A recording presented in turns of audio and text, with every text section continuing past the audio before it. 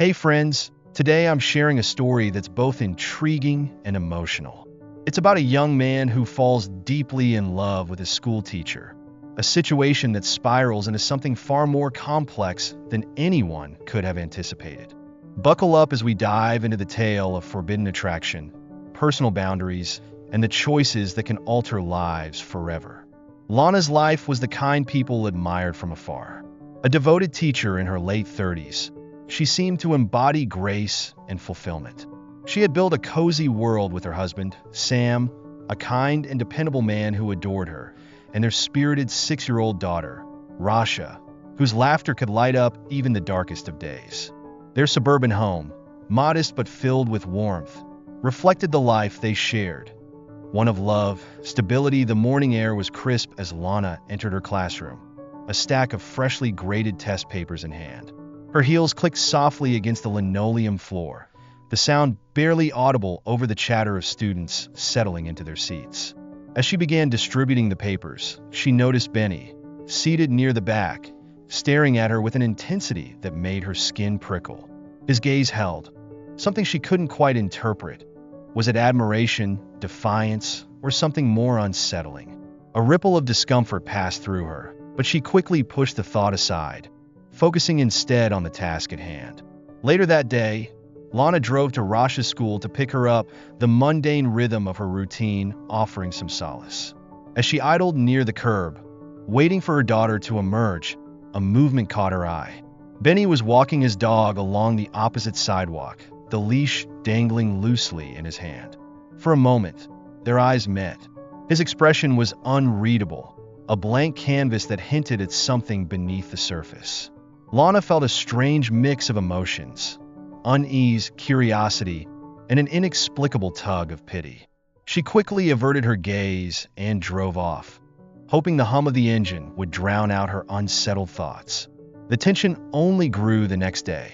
During class, Lana had to confiscate a phone from a student, Valerie, a brash girl with a sharp tongue and little patience for authority. Valerie protested loudly, her defiance punctuated by a cutting insult that made several students laugh.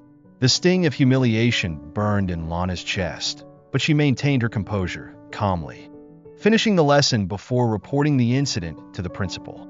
During lunch, while passing through the hallway, Lana caught sight of an unexpected scene. Benny and Valerie locked in a heated confrontation.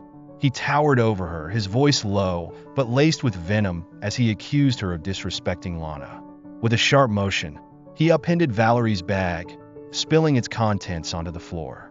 The look on Valerie's face was a mix of shock and fear as Benny stood over her, his presence almost menacing. Lana froze, a storm of emotions swirling within her. On one hand, she felt a flicker of gratitude. Someone had stood up for her in a way that no one else had. But the nature of Benny's retaliation unnerved her deeply. It wasn't just the act, it was the fervor with which he carried it out. Determined to address the situation, she resolved to speak to him after school. As the final bell rang, the once bustling corridors emptied, leaving the building eerily quiet. Lana found Benny lingering near his locker, his expression softening as she approached. She invited him into an empty classroom, her voice firm yet gentle.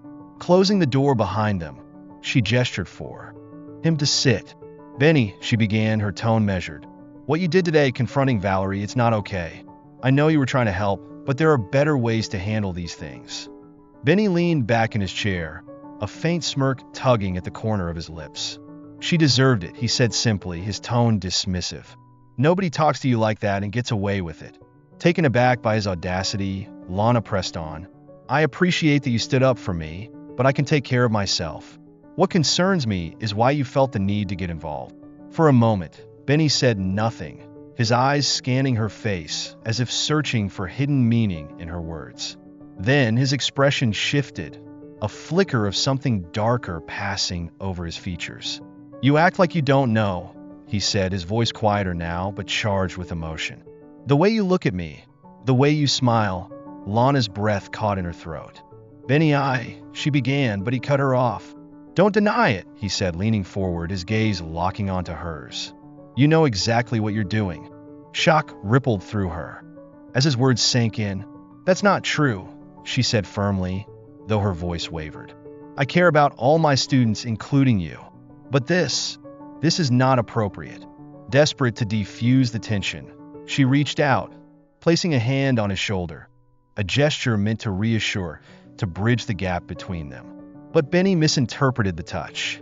His smirk returned, and he leaned in closer, his intent unmistakable. Lana recoiled, pulling her hand back as if burned. "That's enough," she said sharply, her voice cutting through the charged silence. She stepped away, putting distance between them. "This conversation is over. You need to leave." For a moment, Benny simply stared at her, his expression unreadable. Then, without a word, he rose and walked out, the sound of the door closing behind him echoing in the empty room. Lana stood there, her hands trembling at her sides. The encounter had left her shaken, the line between teacher and student blurred in a way that felt profoundly wrong. She knew she needed to take action, but the path forward was fraught with uncertainty. As she gathered her things and left the classroom, one thought consumed her. This wasn't over. And purpose. Yet beneath the polished exterior, Lana harbored a quiet restlessness. Late at night, after tucking Rasha into bed and finishing the day's lesson plans, she would sit by the window, staring into the stillness outside. There was a subtle ache, a yearning for something undefined, something she couldn't name or perhaps didn't dare to. She chalked it up to exhaustion or the passing uncertainties of middle age. Then Benny walked into her life. He was a high school senior with an undeniable magnetism. Benny had a reputation that preceded him. Brilliant, sharp-witted, and wholly unpredictable. He was the kind of student teachers found both fascinating and frustrating in equal measure. With his tousled dark hair and easy smirk, Benny exuded a confidence that felt too mature for his age, yet his reckless humor betrayed the boyishness he couldn't entirely hide. From the moment Benny first saw Lana, something shifted within him. She wasn't like the other teachers, dull, strict, or merely going through the motions. There was something captivating about her. The way she spoke with conviction, the subtle elegance in her gestures, the warmth she exuded even when she was stern. To Benny, she was radiant, a force of nature. At first, was innocent. He found excuses to linger after class, drawn to her like a moth to a flame. He asked questions he already knew the answers to, simply to prolong their conversations. Lana, ever the consummate professional, smiled politely and answered his questions with care, assuming his attentiveness was nothing more than youthful curiosity. But Benny's fascination quickly grew. What started as fleeting glances during lectures turned into lingering stares. He began to notice everything about her. The way she tucked a stray lock of hair behind her ear, the soft lilt of her voice, even the faint scent of her perfume. Benny's thoughts, once scattered across his many interests, now revolved solely around Lana. Soon his behavior shifted. Benny's questions became more personal, less about school and more about her. "Do you like teaching?" he'd ask, his tone casual, but his eyes intent. He stayed longer after class, leaning against her desk as though it were the most natural thing in the world. On one occasion, he left a folded note tucked beneath a stack of papers on her desk. Inside, in his neat handwriting, were the words, "You make even the hardest days bearable." Lana dismissed the note as a harmless gesture, a young man's way of expressing gratitude. But Benny didn't stop there. He found subtle ways to be near her, whether it was volunteering for classroom tasks or appearing in places he knew she'd be. He began to walk a thin line, his actions just ambiguous enough to be brushed off as innocent, yet laden with unspoken intention. At first, Lana tried to ignore it, telling herself it was a phase.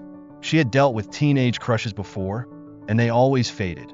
But there was something different about Benny's gaze, something that lingered, something that made her pulse quicken in ways she didn't understand or want to admit. Despite her best efforts to maintain boundaries, the tension grew. Lana was determined to uphold her professionalism, but she couldn't shake the unease creeping into her life.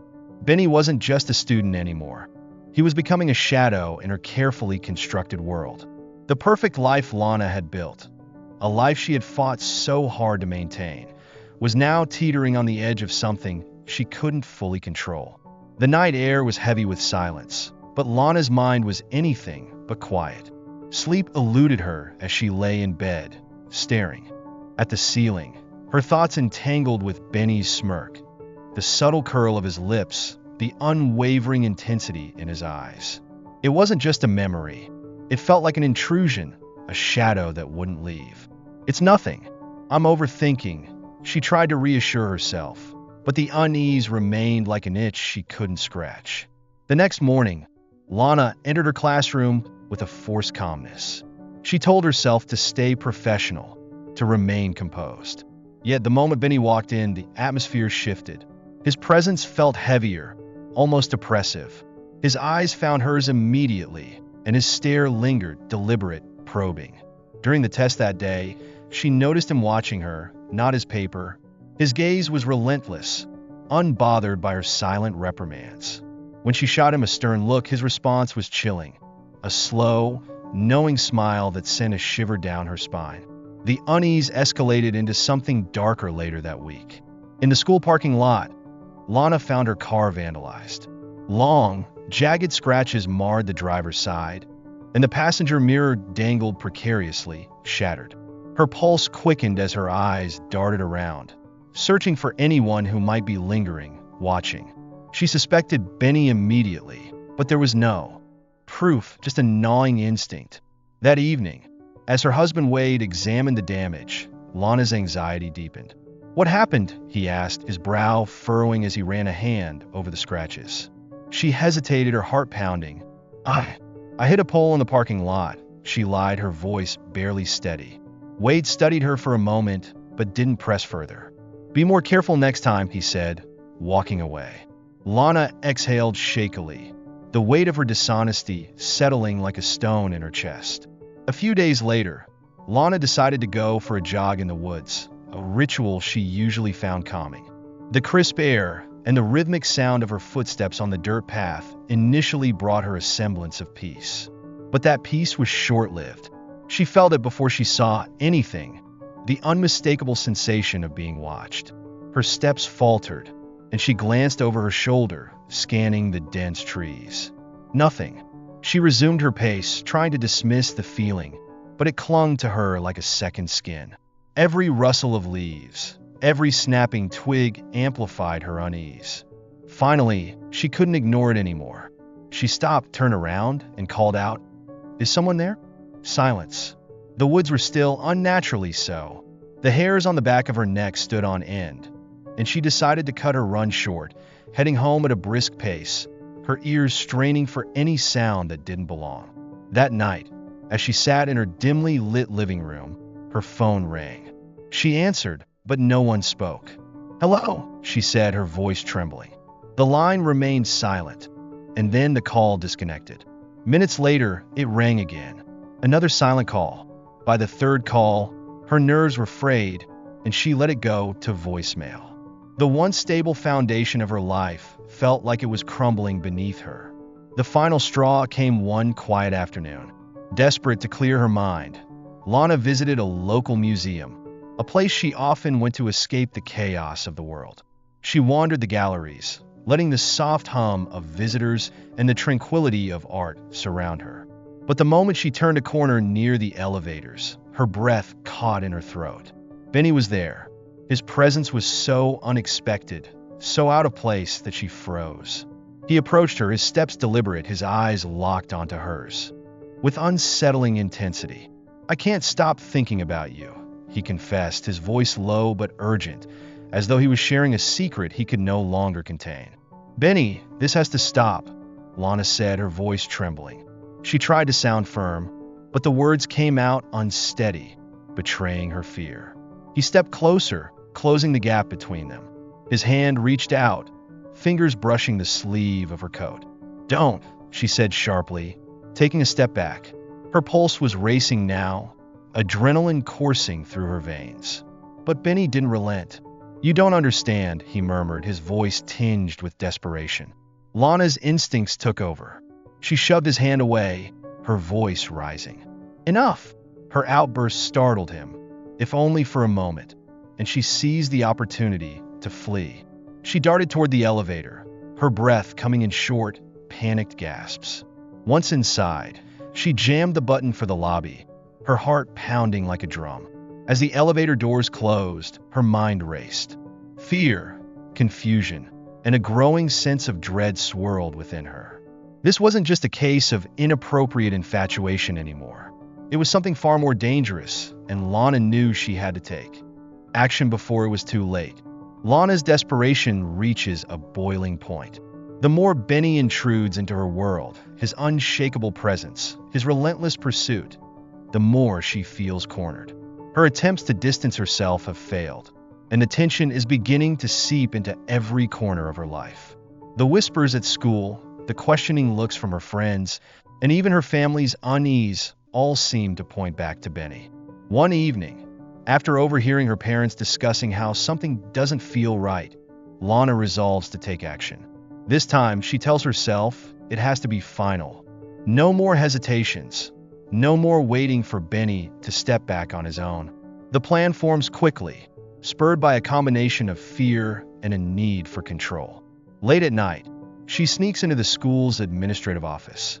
With trembling hands, she digs through the files until she finds what she needs: copies of upcoming exam papers. The papers feel heavier than they should as she places them in her bag. That night, she barely sleeps, her mind running through every detail, every consequence. The next morning, just before classes begin, she slips into the empty hallway and approaches Benny's locker. Her fingers hesitate for a moment, but then, driven by a surge of determination, she plants the stolen exam papers inside. It's done. By midday, the school is buzzing with rumors. Security guards escort Benny out of the building as whispers ripple through the student body. Some are in shock. Others appear smug, as though they had expected something like this from him.